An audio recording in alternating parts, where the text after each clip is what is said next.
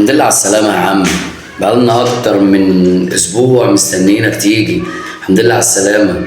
طبعا زي ما حضراتكم عارفين إن الجرس رن من شوية ومعانا صفقة، هي واحدة موهبة مغربية كل فرق المغرب كانت بتتخانق عليها، وأكبر أندية المغرب يعني زي الوداد والرجاء طبعا ونهضة بركان كانوا بيتنافسوا بعض على صفقة عبد الحميد معالي. تعال نتفرج كده على الفيديو التقديم مع بعض.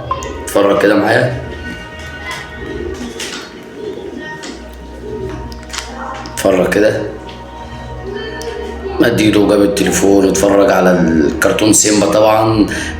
العالم كله اتفرج على سيمبا دوت على ما اعتقد. وجهة النظر ان مفاسا لما مات، وطبعا انا معرفش يعني اللي في بالي ان فيديو متلقى عليه بحاجه، فانا مش عايز اقول هو متلقى عليه بايه. فاحنا جبنا سيمبا بقى.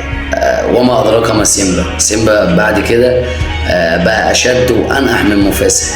فاحنا نتمنى ان شاء الله ان اللاعب حميد معالي طبعا احسن من اللي قبله. يعني طبعا كلكم عارفين مين اللي قبله، الله يعينه يا رب على حاله دلوقتي. فاحنا ايه لينا ابننا دوت، لينا الفرده الجديده اللي جايه ديت.